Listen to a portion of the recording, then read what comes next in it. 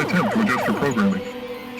You are now listening to Movies and Beyond. These don't make pew pew noises.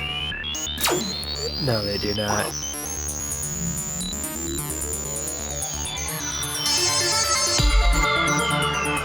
Welcome into B Movies and Beyond. We are just dancing away because our theme song is so incredible. It sure is. Thank you, Aaron. Yeah. Oh, man. A little peek behind the curtains. This is like our, fifth attempt at this? So, fingers crossed this one makes it. I am an optimist. Optometrist? No, that's someone who looks Optimus at your eyes. Prime? I am Optimus Prime, and I think this is going to go through just fine. So, Okay. Peter, it's good to have you Ryan. back. Hey, thanks. It's good to be back. It's good to be back from vacation. Thank you, Brendan, for filling in and chatting it up with Ryan. Man, that dude is sure passionate about his theories about whatever. Cool. I need to edit it and it'll be up soon, so I will listen then. Oh my God. You're in for a treat. He basically spoiled all my chances to be president of the United States by calling me out for not watching Miss Marvel. And I think we already knew. You've said enough things on here that I think they'll come back like, oh, I remember when he said that on B Movies and Beyond. Oh, well, but you might have to make that database a little limited, like you were talking about, so they can't go as far back. I can purge it. I can purge it for you. I like it. Well, where'd you go, Peter? What was vacation? Took the family to Southern California. Did some amusement parks. Yeah, it was a good time. Did the beach. The whole beach? You did the whole beach? Did the whole beach. I walked the whole coastline. Just the Southern California though. Oh, okay. Well, that's not too bad. Yeah, it wasn't. It was pretty easy. But yeah, it was a good time. But the saying, you need a vacation from your vacation, and now I need another vacation where I don't have to go to the amusement parks and walk the whole beach coast. So tired, but I'm excited to be back and talk some movies with you. Well, hell yeah. Well, Peter, let's get right into it. We are ready for our quick question. What? How? Why? I have so many questions! It's probably not going to be that quick of a question, but if anyone watching on YouTube has noticed, we have changed our location. Gotten a little bit more comfy. Yes, we are very comfy. We're in the our Arctic studio. You just said we went on vacation, or you need a vacation from your vacation. This is your vacation from your vacation. This is it. We took a little break and we're on vacation now. So thank you. Still can't show our screen, which no one knows about that. But we are looking at BuzzFeed's you can only save one 90s film per category article. I like this. This is a cool idea. They have a whole bunch of classic 90s film in each of these different genres. And I thought it'd be kind of a fun thing to run through some of these. Maybe not all of them, but see where we pick. Ryan, you got it pulled up? Are you looking at what I'm looking at? I am picking up what you're putting down. All right. So first category, comedy. From the 90s. We got Wayne's World, The Mask, Dumb and Dumber, Billy Madison, American Pie, Ace Ventura Pet Detective, Death Becomes Her, Drop Dead Fred, Dazed and Confused, and The Water Boy. Whoa. I know, okay. Quite the list. Now, you can only pick one of these. The other kind of cool thing is that in, I can say view results, and I can kind of see how everyone else is voting. But if you had to pick one, this is it. This is your comedy film from the 90s. This is the one you would have to watch the rest of your life. Which one would you pick? I have a problem because American Pie came out in 1999. Is that the 90s? It's still the 90s. Barely. I mean, I was born in January 6th. Like, I should technically be an 85 baby. I'm not going to lie. But what does it have to do with... It was filmed in probably 1998, you know? Perfect. Okay, that's enough justification for me. Okay. Peter, I'm going to go with Dumb and Dumber. And when I clicked the link, I found out I'm wrong. But Dumb and Dumber is one of my favorite movies, and it's just one. It's unlike any other comedy on this list. Like, everything kind of has this whole 90s vibe to it. Dumb and Dumber is just like, we're dumb, and we're gonna stay dumb, and then we're gonna get dumber throughout the movie, and it's just like, it's unlike any other movie on this list. That's all I gotta say. So to answer this part of the question, I'm going Dumb and Dumber. How about you, Peter? I'm right there with you. I'm with Dumb and Dumber, and yeah, it's at 11% from all these people that have voted. I'm surprised. I was shocked that The Mask was up there at 16%. So right now, The Mask is tied with American Pie at 16% each. But I don't know. Dumb and Dumber, that holds a special spot in my heart that really kicked off like to me Jim Carrey's thank you. Yeah, career. Well, yeah. That is but also Ace Ventura came out that same year, but that's the one for me that I remember that sticks out, and I love that one. That's why I'm questioning American Pie. Like, that's number 2 on the list behind The Mask. If you really want to go through this list the way it should be Dumb and Dumber, Wayne's World, Billy Madison, and The Waterboy. Dazed and Confused to me is not a comedy. Like, that's a coming of age story. It's not very funny. Yeah, I hear you. I'm with you there. I mean, it is a great film, and I think deserves to be one of those classics for the 90s. But yeah, as a comedy, I don't go to that film for the laughs. Right. All right. So. Next, choose a 90s romantic film. Wedding Singer, Notting Hill, She's All That, 10 Things I Hate About You, Pretty Woman, Titanic, Never Been Kissed, Ghost, While You're Sleeping, and My Best Friend's Wedding. Peter, since I started off the last one, what did you go with? Oh, man. This is a tough category. Is it because, like, you didn't... 90s romantic films are not really your forte?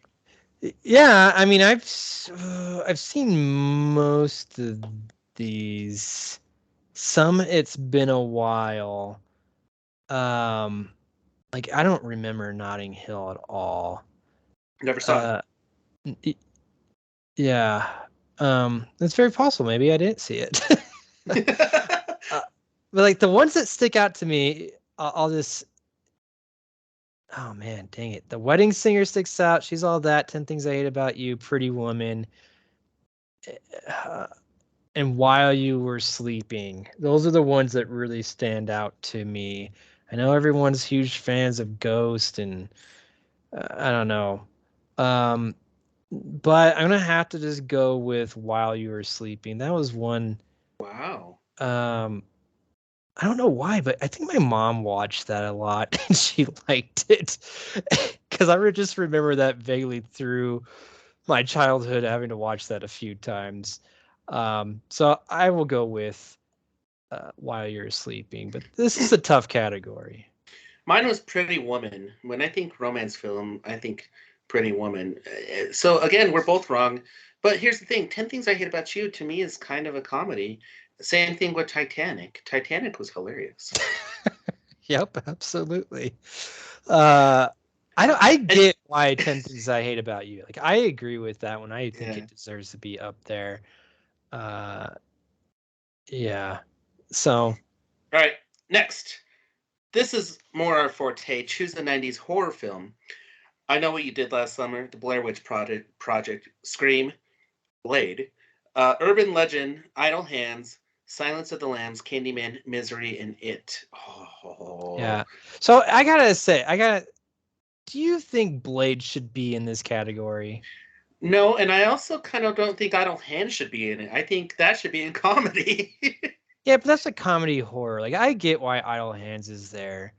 Blade's not even scary, like, remotely. That's what I'm saying. I don't think Blade is going to be here because I just feel like Blade's such a great movie, but I'm not going to pick that because of the fact that, to me, it's not horror. It was more of like they needed its own little genre with superhero films or something, or action. I'd probably put it more in action. But oh jeez, man, this is so tough.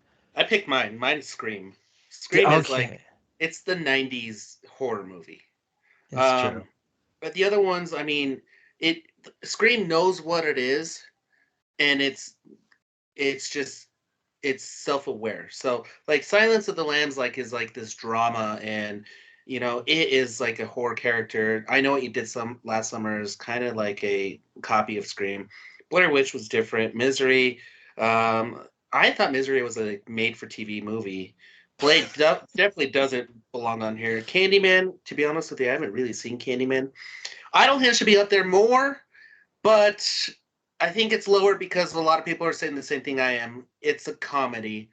And Urban Legend is good too. So, I got to go Scream. Yeah, I'm with you, but just to be a little bit different, I would pick Idle Hands for the second one. But from the votes, it Screams 31%, Silence of the Lambs 30%, which, again, that is one where I don't feel like it should be in this category. I don't think that's horror. That was more like suspense, like thriller, like. So I disagree with this rating, and geez, Idle Hands was down there like 1%. So I don't know. I disagree with that. It's a comedy. Yeah. All right. Next up, fantasy. Fantasy, yeah. The Mummy, Bram Stoker's Dracula, The Crow, Hook, Practical Magic, Interview with a Vampire, Edward Scissorhands, Gremlin 2. What? Okay.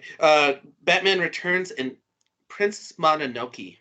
Dude, Princess Mononoke. This category is all over the place. Yeah, it is.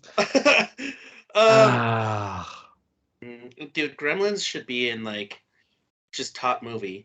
Batman Returns and Blade should be in its own category. Same thing with Edward Scissorhands.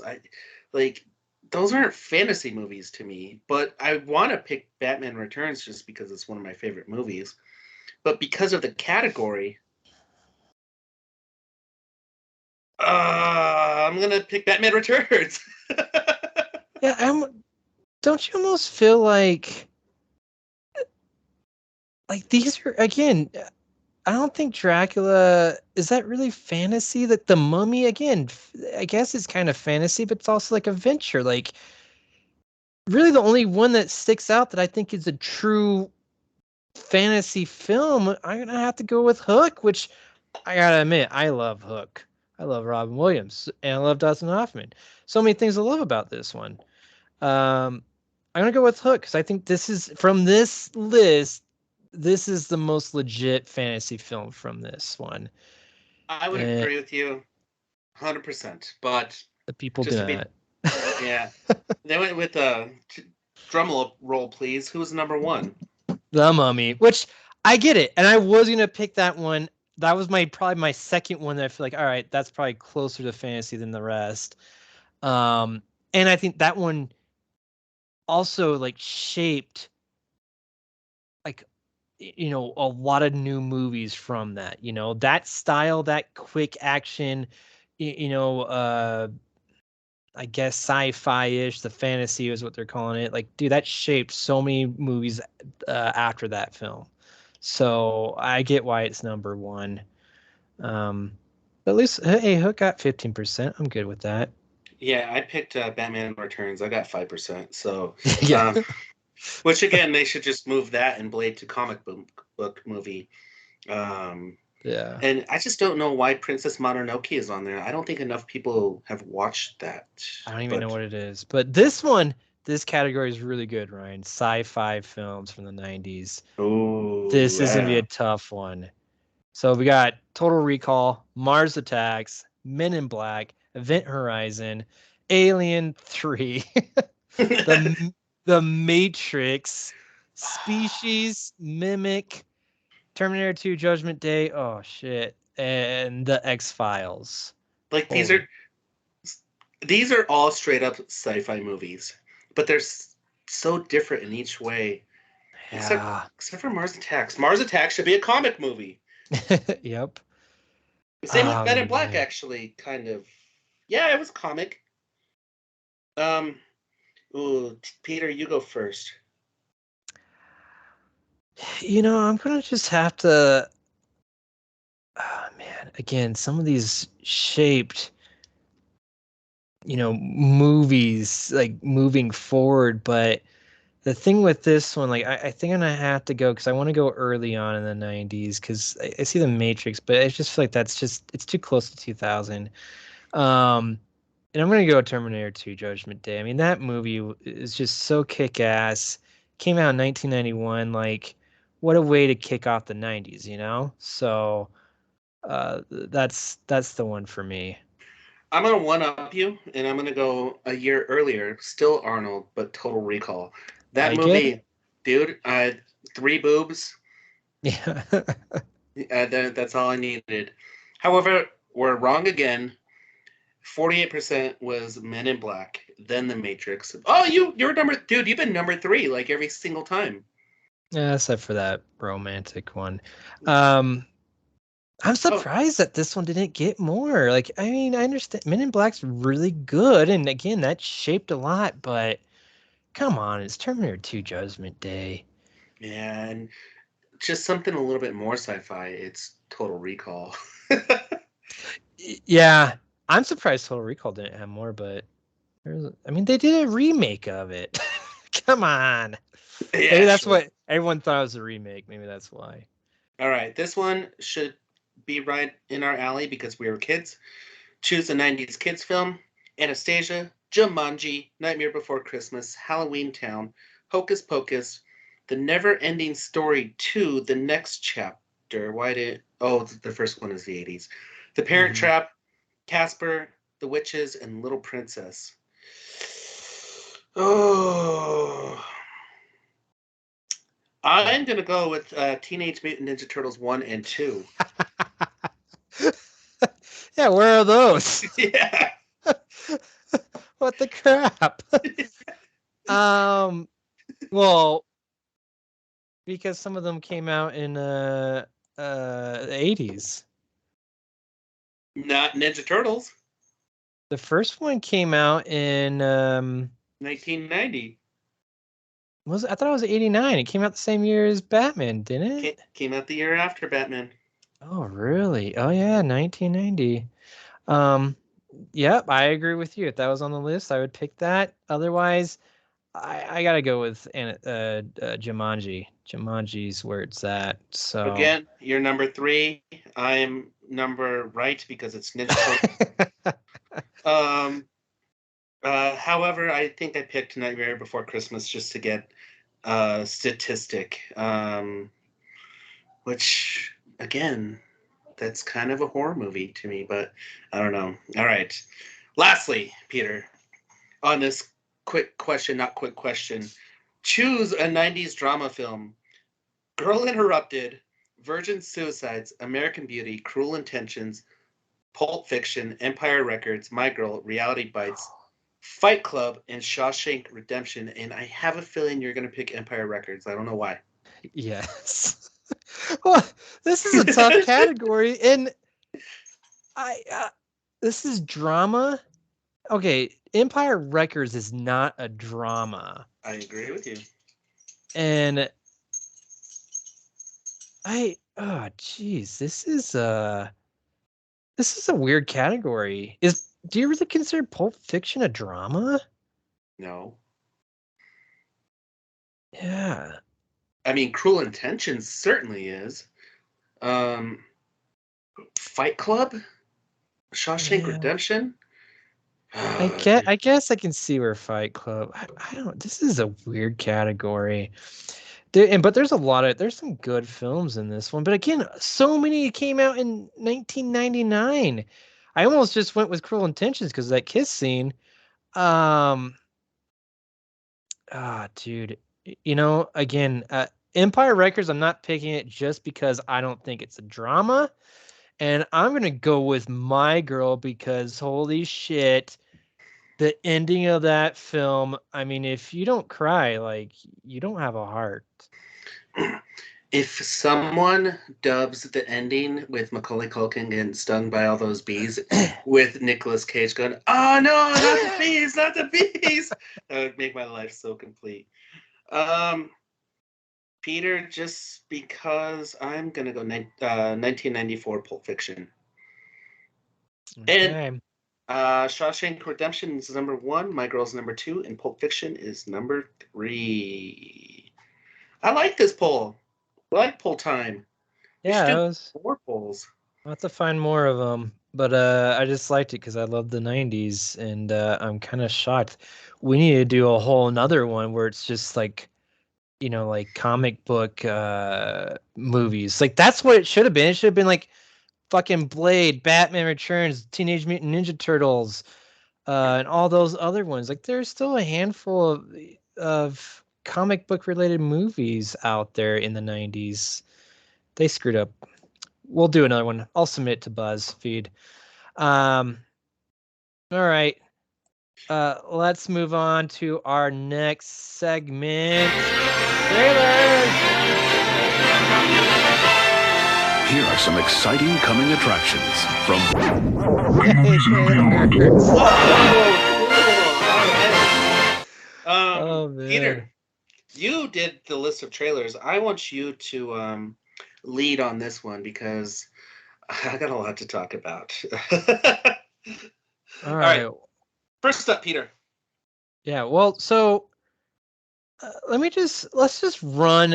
I'm gonna say each one of these trailers, and then maybe we can just pick and choose where we want to start. So we got, and correct me if I'm wrong on the pronouncing how I'm pronouncing this, but Ox. Did they say it in the trailer? Do they? What did they say? It's Margaux. Dude, that's how you say that. With there's an X in Margaux. Yeah, Margaux is Margot. that's Margaux. Yeah, it must be French or some shit. Well, all right. There's Margot, House Attacking Kids, Shark Side of the Moon, which Sharks on the Moon can't go wrong with that. Wire Room, final Bruce Willis film that's coming out with Kevin Dillon. Yeah. Wednesday series, Netflix is bringing back the Addams Family, but focused on Wednesday. And then you got The Greatest Beer Run with Zac Efron, based off a true story, which doesn't really fit into what we do, but it looked like a decent film, and I was kind of deceived by this title because I thought it was going to be some weird buddy, film about It kind beer. of is, though. It is a little bit, a lot more dramatic. So, all right, let's run down. Margaux. Yep. Margaux. Uh-huh. Just reminds me of one of my favorite movies, Ex Machina. But it's the house that's like replicating them instead of just the Moon Knight making AI attacking that one guy from Star Wars as well. I'm interested because I like this. I like the entrapment of an AI house that is learning and about to kill a bunch of people. I think it's pretty close to what's actually happening. So cool. I like how it can actually I think what was the premise that it almost can 3D print itself. So this house is creating all these crazy killing traps for these kids. And I hope I didn't see all of them just in that trailer. So hopefully that's not the case, but I am in because it just looks like a silly, fun ride. Same thing with this next one, Shark Side of the Moon, which again, it's like mutant sharks. Dude, it's fucking our street sharks, but they're on the moon. Dude, that's when I first saw one of the sharks in that trailer. I wasn't disappointed because they gave away what the sharks look like. I was stoked because I'm getting street sharks on the moon. Yeah. I hope So- they're in moon boots. Uh, and one of them has rollerblades that just Yes. pop out. Dude, I'm in for this one 100%. Like Margaux, I'm cool, but Shark Side of the Moon, play on Pink Floyd Dark Side of the Moon. I'm solid. I'm set. Wire Room is kind of the least of all these trailers. I mean, I get it. It's Bruce Willis's last movie. Kevin Dillon, Matt Dillon's little brother's in it, or older brother. Kevin Dillon's making a B movie reprise in his role, so we might have to change the group chat name. Okay. But I guess I'll watch it with my dad. I'm sure this is something that he'd want to watch. Yeah. I mean, I think the premise is interesting enough where it's almost like a weird thing. Like he's monitoring a room, right? Like he's away. He's a computer guy and shit starts to unfold. And so it's going to be one of those weird movies where he's not quite there, but he has to interact with them. Is that right? Am I explaining that correctly? Yeah, I'm pretty sure that's where you're going with this. I didn't really get too much of the plot, which I'm okay with. Yeah. I'm actually more just intrigued by that he's running around with a little silencer PP7 gun just shooting things. That's what I was just most paying attention to. He's playing some 007.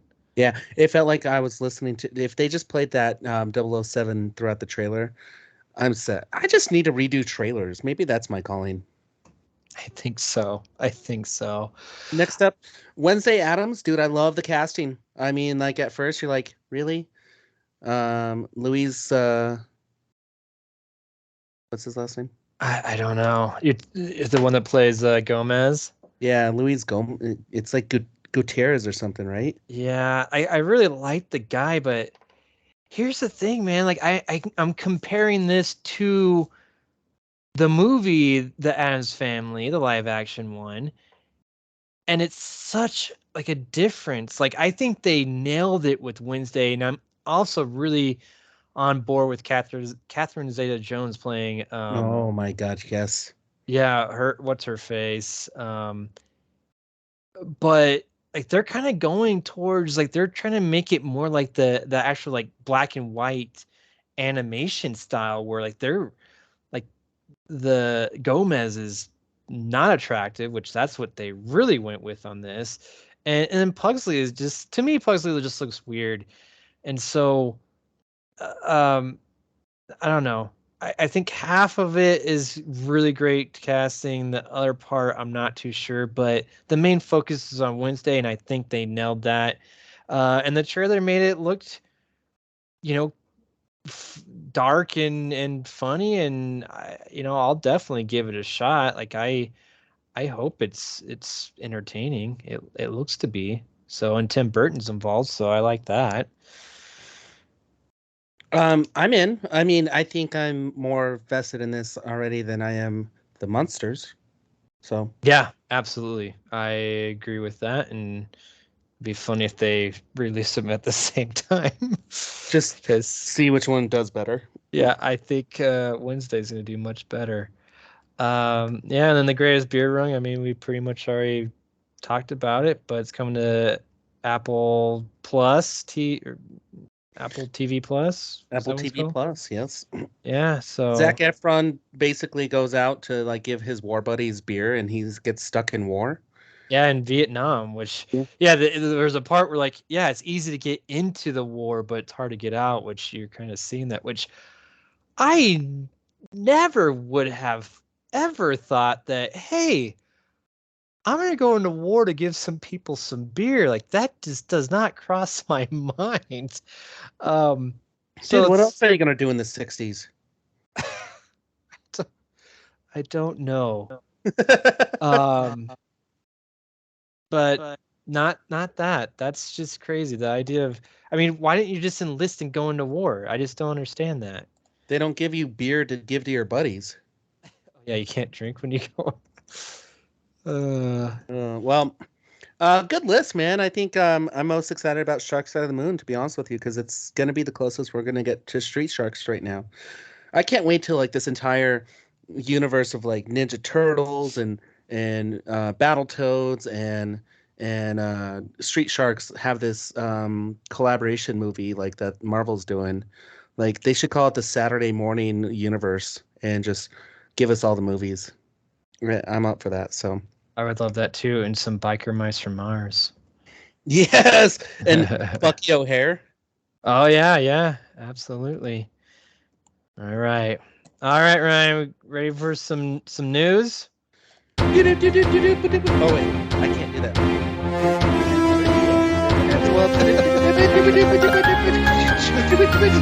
Fuck it, we'll do it live. Fuck it, we'll do it live. Yeah, that's my favorite part of that clip when I get to press that button. The guy at the end that goes, "Yeah, Yeah. yes. Yeah, we'll do it live. Yeah." News. Dude, Man. can we stop talking about this they, them, the, please? You mean the Flash? Yes.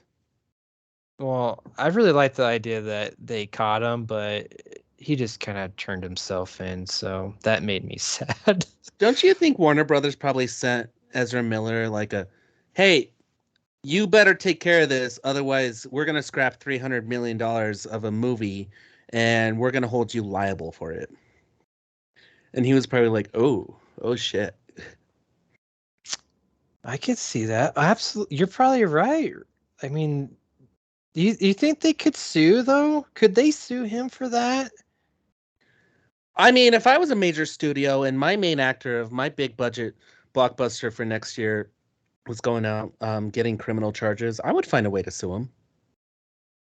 Yeah, I don't. It's nuts. I mean, but Disney almost canceled Scarlett Johansson for some of the things she said. So why can't Warner Brothers do it with Ezra Miller? She, is it a she or he? I don't know. Ezra Miller is no Ezra Miller is no Scarlett Johansson. You know, not even close. No. Yeah, I don't know, but I guess he's in rehab and he issued an apology that he's really in a bad headspace, and I don't know. I don't think that's gonna be enough to right the ship. I mean, it's still the Flash movie is still scheduled to come out next June. And I've heard that actually, like, the test audience have enjoyed it. So yeah, because Michael Keaton's in it. Yeah, but Michael Keaton was in Batgirl. Oh well, ugh. Like, I just wonder if this is part of this. Is that maybe they stopped Batgirl because the fact that Michael Keaton was in that, I feel like there's a bigger connection to this Flash movie to Batgirl than maybe we all know, or maybe we do know. And so, like, because of all this shit that's going on with Ezra Miller and the Flash movie, which I mean, it's still a potential that it just gets pulled and never even sees the light of day. And then that would just why finish up two movies that you can never show. Like, just cut your losses and you don't have to have a Batgirl. I mean, that could be the reason behind that. Maybe they should scrap it, see if they can use the footage from Michael Keaton, make a new Batman movie, and incorporate Batgirl and the Flash together, and just have this Oracle Batman just explain the DC universe for the future. I'd see it. I'd watch it. But I guess if this is all true and he does have mental health issues, I hope he gets the help he needs. But wow, that was a wild ride. I just went on like Wikipedia and just read everything, and holy shit. But I also feel like, I mean, this is a long time coming. Like, he started doing weird shit way back in the day. So like in 2006. So I'm kind of not surprised, but I guess I'm just glad it's over, and we'll see what's to come. I mean, Warner Brothers decided to hire an actor who was in a movie called We Need to Talk About Kevin, where he plays a kid who like was recovering from a school shooting. So like Ezra Miller is perfect for having these weird antics. They should have seen this a long time ago. Anyway, next. Yeah. Yeah, this one's big because I was anticipating this, but She-Hulk is getting review bombed. I didn't know review bombed is a new thing where people just go through and just talk crap about something before it comes out. Yep. And things are not looking good for a certain demographic. Well, it's just so they're doing this review bomb on IMDb before it's even released. So like, I mean, come on, like, and I don't know. Do you? I don't. For me personally, I don't go to IMDb to like, hey, what are people saying about this? I usually just don't do that in general. But like, I guess from reviewing this bombing, apparently men over 30 have a big issue with She-Hulk. Do you think I just don't. You think they're intimidated? Like, I don't understand. Like, do you have a problem with She-Hulk, Ryan? No, I mean the only thing I had a problem with was initially the CGI was bad, but I'm actually I want to see this, dude. It's a TV show about breaking the fourth wall, where each show apparently has cameos, and like that's what I want from a Marvel TV show. Like I'm down for this, dude. And I'm the demographic that's review bombing this apparently. Yes. And you didn't even watch Miss Marvel, so you have your issues. Ouch. Did you watch it?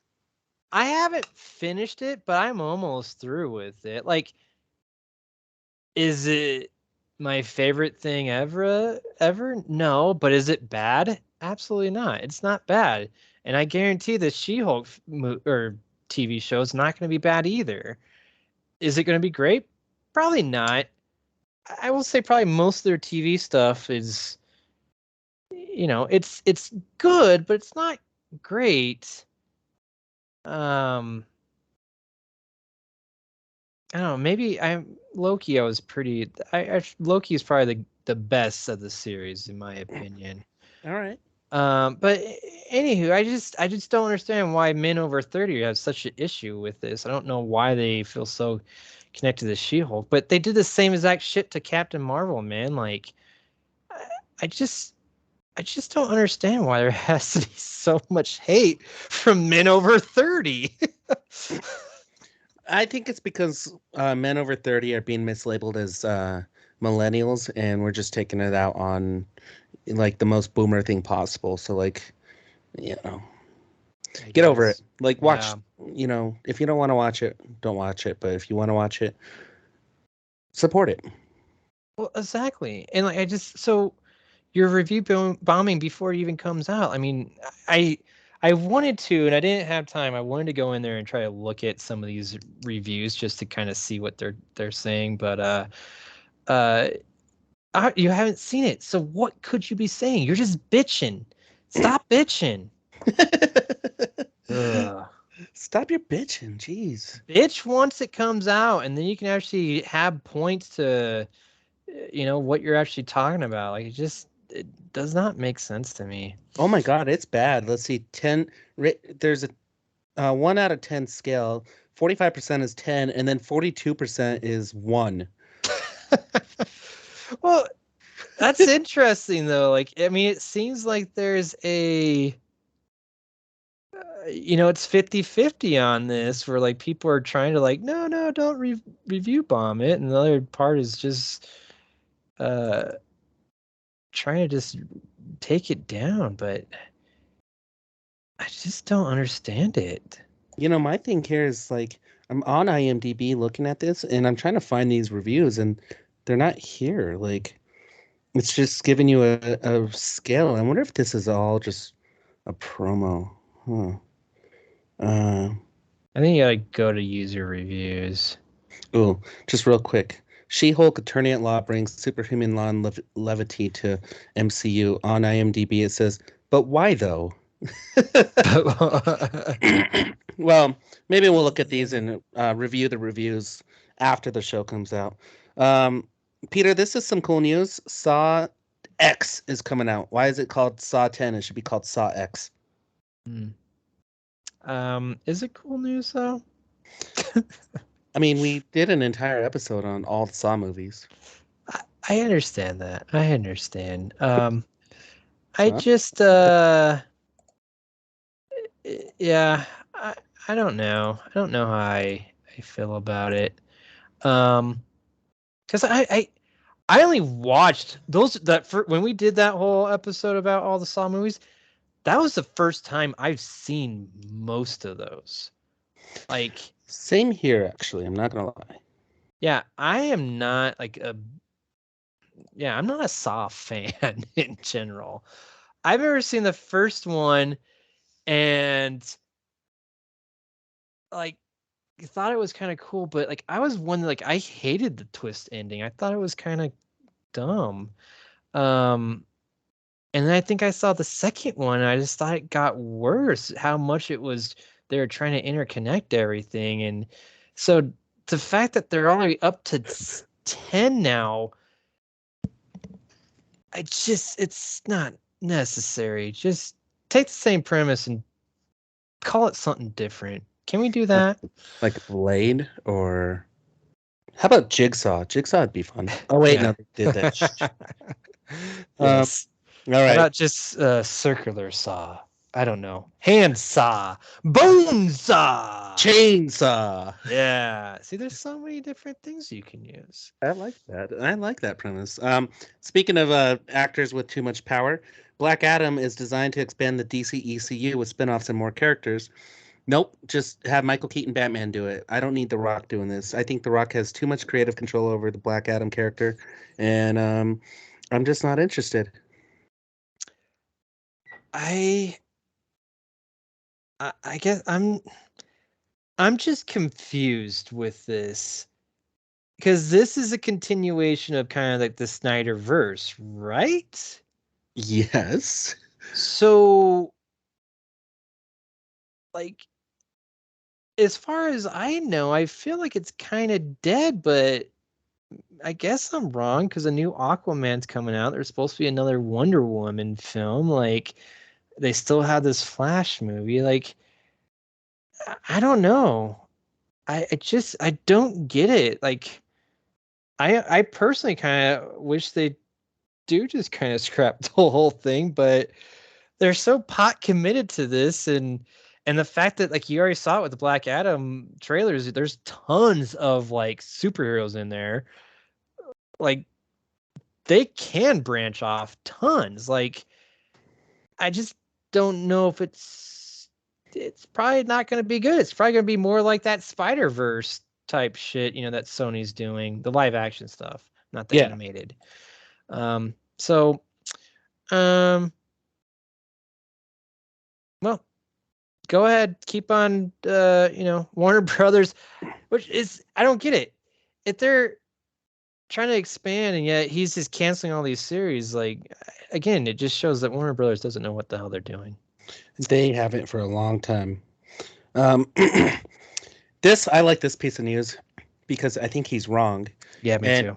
When you go through, if you listen to the last episode, we go into so many universes that Fast and Furious can just be in. But Jurassic World director thinks Fast and Furious crossover is a terrible idea. Well, I think his last movie was terrible, so he needs to just shut up.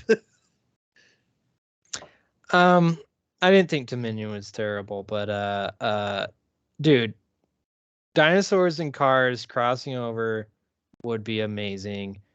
And he pretty much did that in his third film by making the worlds exist together. So I don't know what he's talking about. He's just jealous that he didn't come up with it. I think that's what it is, dude. And if they could somehow like blend dinosaurs with humans and sharks and put them on the streets, I'm in. Yeah, me too. Me too. Let's see. We talked about She-Hulk, but this is, I don't know if it's news, but it basically says it pitches a potentially perfect Deadpool crossover. Dude, if Disney like unleashed Deadpool and She-Hulk, I would blow my mind. All those mid-30 review bombers would just have to eat some crow. So Disney, just have them in there, just so we can watch and laugh. And then last but not least, Spider-Man Across the Spider-Verse is far out, but they're already releasing toys and games, and they revealed Scarlet Spider. I didn't know Scarlet Spider was going to be in this one, but I'm excited about that. And you see his design. So we're getting little peeps of these movies. Like we just saw a bunch of art, promo art for Wakanda Forever, and it saw Ironheart like in her gear. So it's coming out. It's getting us excited. Yeah. It is so funny how like toys are starting to spoil these movies. Right? Just cracks me up. There, because I also saw like there's design for the punk rock Spider-Man too. That's gonna be in this new Across the Spider-Verse. But you know, I'm not surprised by any of this because they're probably going to do multiverse film the right way compared to, Multiverse of Madness,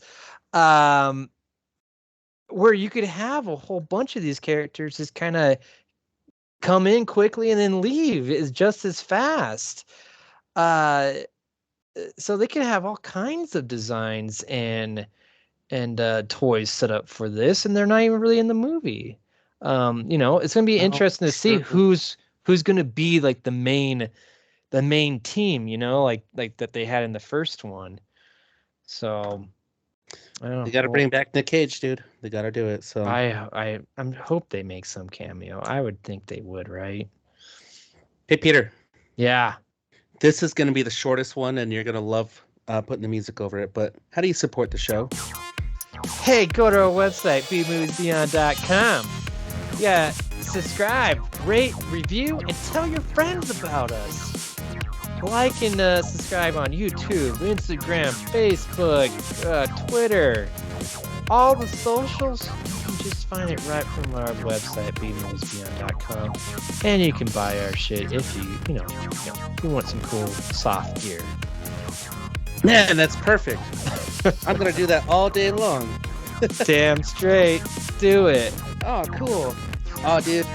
Here we are. It's review time. Feature presentation.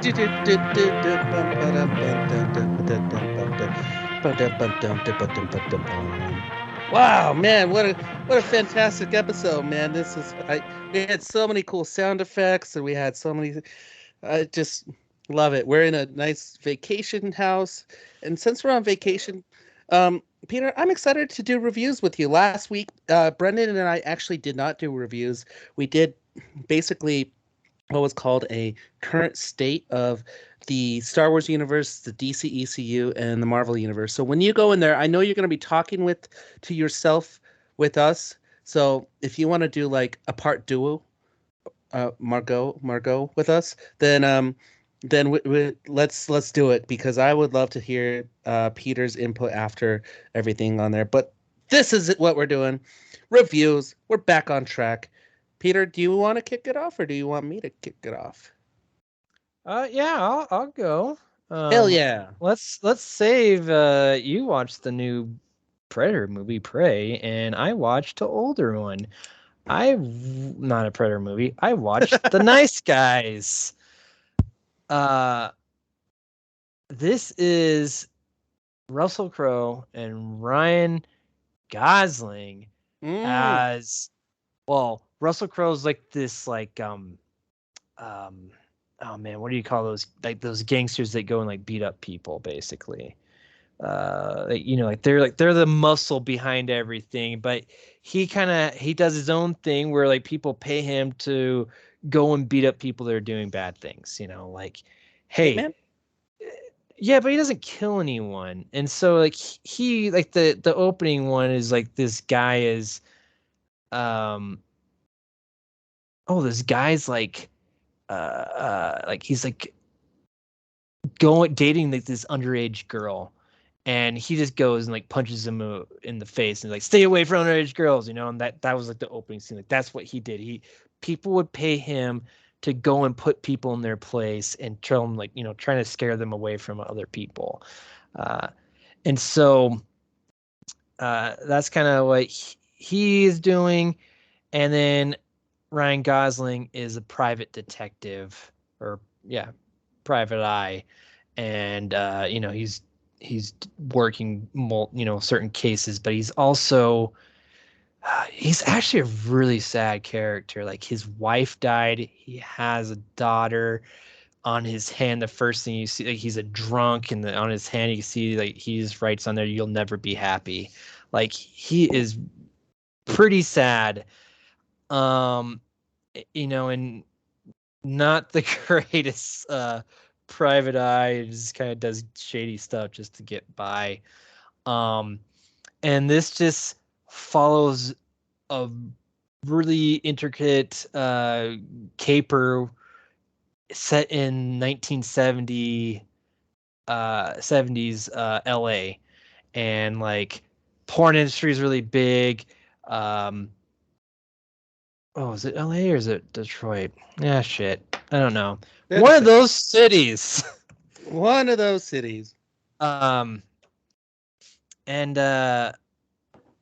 so they get entangled with, like, all right, it starts off with the death of this porn star. And then it is LA. I was right. It is LA. And then it just gets entangled with all this other shit with this the DA's like daughter that they're searching for, and it brings these two guys together. It brings Russell Crowe and Ryan Gosling together, and they start teaming up to figure out what's going on and you know, find this missing girl and why she's running from everyone. It's pretty funny. It's written and directed by Shane Black, which you know, some people might love him, some people might hate him. He's the director of Iron Man 3, which I personally really enjoy. He's done Lethal Weapon movies. He did not the prequel Predator, but he did the latest The Predator, which was not that great and ended with the Iron Man suit at the end. Wait, what? Do you remember that? Do you remember The Predator? No. Dude, remember at the end of I believe it's The Predator, he they get like a special like suit to help them fight predators. Oh, that sounds so awesome. Well, I need to go watch that all over again. Because, dude, well, yeah, we'll get into it. But, yeah, well, people didn't like that, and the movie wasn't that great. So, anywho, the Nice guys, though, I think it's everything that Shane Black does so well. I love that it's a period piece. Ryan Gosling's hilarious. I love just Ryan Gosling and Russell Crowe, just their banter between one another. How they interact is awesome. Just the look and feel of this movie is fantastic. I don't know what else to say, and it's a really good, like, this is when I saw in movie theaters, and I just recently been like, I really need to watch that again because I kind of forgot. I forgot the whole mystery, and so I really got to watch it over and kind of had a brand new, you know, I understood it even better this time around. And I was so heavily involved with it, like I would stop it each time I got distracted or something came up, and I would rewind, and you know, I did not miss a thing in this. It's that good. So I highly recommend watching The Nice Guys. It's currently on Netflix, so There's no excuse to not watch this. And I'm just shocked that they never made a sequel because it needs one so bad. Like these two guys could just go on and on and on. Like it is fantastic. So I love it. Yeah. I think I watched this a long time ago. My favorite thing about Russell Crowe is like he knows that he's just kind of like an older, overweight actor, and his roles reflect that. And this is one of those movies where that's the Russell Crowe that we're gonna be getting for the rest of our life, and he knows it. So I'm down. Yeah. It's just kind of funny that at some point in his life where he's like, it's too hard to stay fit. Fuck it. I was in Gladiator, but I'm just gonna be fat, and they're gonna cast me as Zeus eventually anyway, so I'm good. Yep, absolutely. But he is an intimidating man. I think he's pretty intimidating in this film. And if you have not seen him in Unhinged, I highly recommend that one too. Oh, That's shit. a good one. I've seen that one too. Yeah. So, The Nice Guys, check it out. It's hilarious. All right. Well, I will.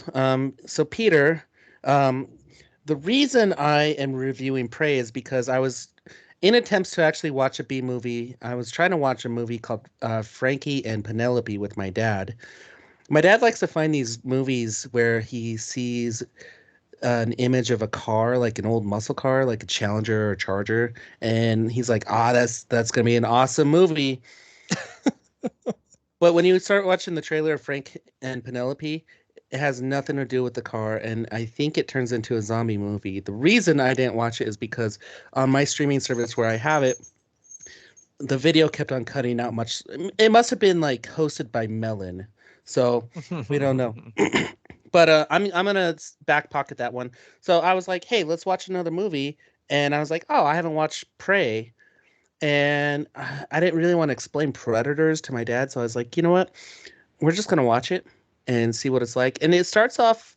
So, Prey is a prequel to all the Predators movies. Yes. Takes place during it's an Indian tribe, and there is the main character. She's like trying to like earn her ranks within her tribe and catch, you know, be a predator and hunt to prove her worth. The game she picks is the Predator. Like they see this giant like spaceship fly in from space, and she's like, "Okay, cool. I'm gonna go hunt that." Okay.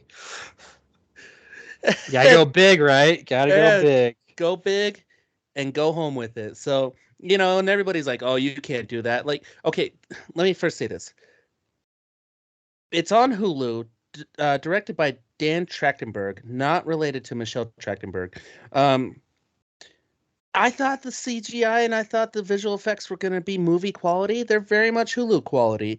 Like the animals, the deer and the bear, obviously CGI. Like they didn't even try, dude.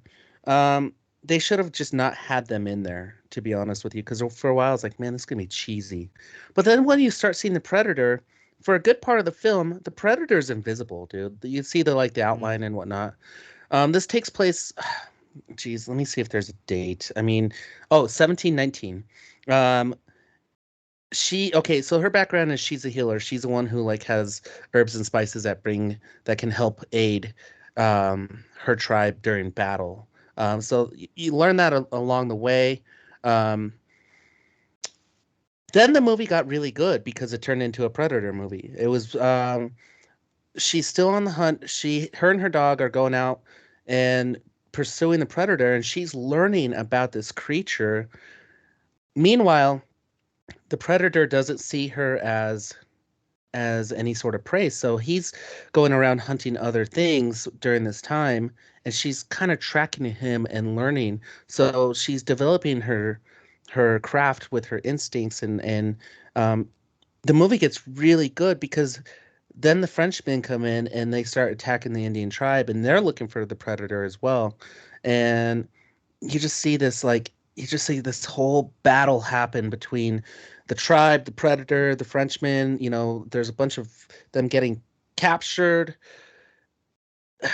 Long story short, dude, I felt like I was watching the first Predator with Arnold Schwarzenegger. Like it really had that vibe of you're alone with this creature that's hunting, and you have now become the hunter.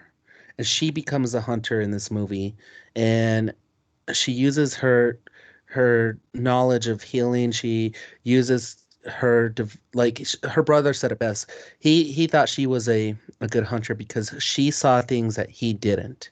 And long story short, the character development for this main character is phenomenal. The one thing I got to say about this movie is it really took it away from me that the Indian tribe spoke perfect English. That's what I was going to ask you. I wrote that down. Did they speak English? 100% perfect English. So did they try to do like how like some of those like Russian films, like they'll do like they start speaking Russian and then all of a sudden like it flips so that you don't have to read subtitles the whole time. Like they did that with what was that movie with Tom Cruise? Do you know what I'm talking about? And he's like trying to kill Hitler. But like, it starts off like speaking German, I guess, and then like they just like change it and start doing an accent. So I was wondering if they did something like that or if they just start off like speaking English from the get-go. Dude, 100% speaking perfectly fine English and not even trying to have not even trying to have an accent. They sprinkle in a little bit about their native language, but this is where it really throws it off. When the Frenchmen show up, they speak zero English. They speak nothing but French. So you're having this English-speaking Comanche tribe and this French-speaking Frenchman fighting this predator together. And you're just like, give me like that one movie Mel Gibson made and like just subtitle it. I think it would have been that much. I would have been more vested in them being a true Indian tribe than not, you know? So you'd rather watch like or read subtitles for this whole film for everyone? Let me one up on this. Okay. Watch this movie. Watch this movie for what it is. Want to. Take away like the whole English thing and whatnot. Like try and look past the negative side of that and watch this movie because it is a good hunter versus predator versus prey kind of movie. Now, the way that they need to do this in the Predator universe, because I feel like that it's time for Predator to branch away from Alien, and he needs his own universe. And I think they should do Predators landing in different eras and periods of America or of world history. So do this again, but have him land in Japan and have him land in a small town in Japan, and he's hunting samurai and ninja, and that'd be cool. Have them do their native Japanese language, and just feel like the tenseness of this futuristic alien versus feudal Japan, and that would be one of the most amazing movies to watch. I think they're onto something with this concept of putting Predator in different eras and different parts of world history, and this was a really good start. There's no reference to anything in the future where there's Arnold or Danny Glover or Adrian Brody or Iron Man suits or even meeting up with Alien. It's raw Predator versus this Indian Comanche tribe, and it's executed pretty well. The only thing is just the language, like even Apocalypto was all in a native Latin language, but the characters had their accent, and you could tell that they were from that area. If you were watching this, you would feel like it would be on Sci-Fi, and you didn't know what this is, and like you would be like, why do they just have regular American accents? Who's this young girl trying to be this? Who's playing this character? They could have executed that a little bit better. Well, I'm excited to see it. it sounds like it's doing pretty well, and like it's probably gonna get some spin-offs or some sequels. And I think your idea of going to other areas in different periods is a great one. So hopefully they're listening, Hulu.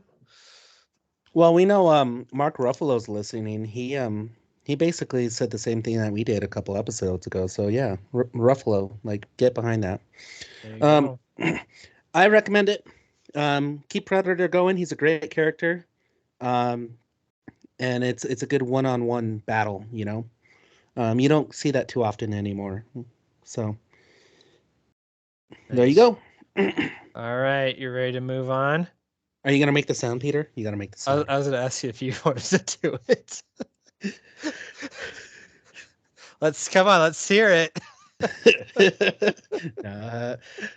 I can't muster it up. Pew, pew, pew. Oh, I'll have what she's having. Yeah. Oh man. I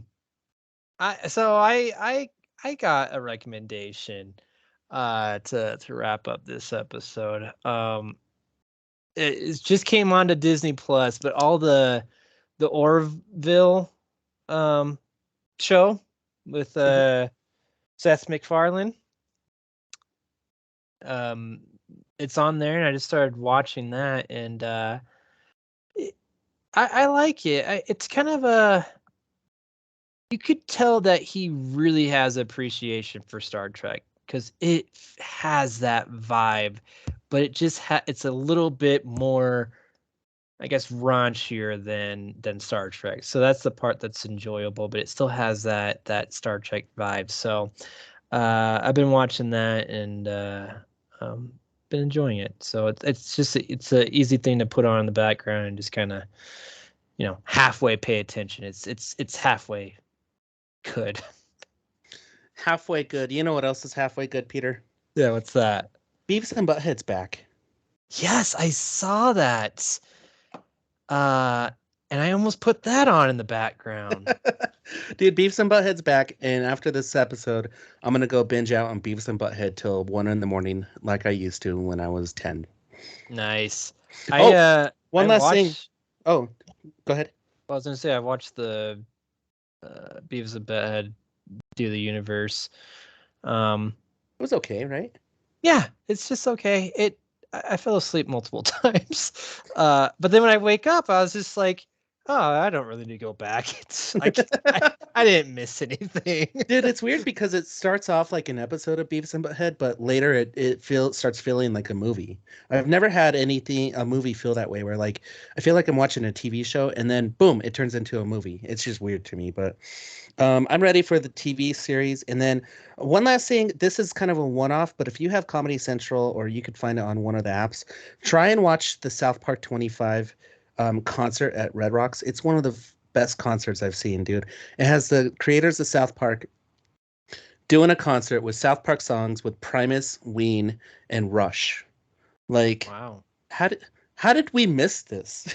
I saw it in Denver International Airport when I came back, and I was like, is this for real? Like, it's just, I couldn't figure out if this was legit or if this is some special, like, new special that was coming out to Paramount Plus. Well, good thing. Yes, it was real, and yes, it's a special. And I think you could find it on Paramount Plus, but I would definitely watch it in Comedy Central. Okay. Cool. Well, Ryan, it's good to be back. Glad we got this technical difficulties figured out somewhat, and we're able to record because we can't miss a week. Nope. Just can't do it. Miss too many, and it makes everyone sad. So spread the word, everyone. And like we will... herpes. That's right. And we'll catch you next time. Until then, beyond it up. Oh.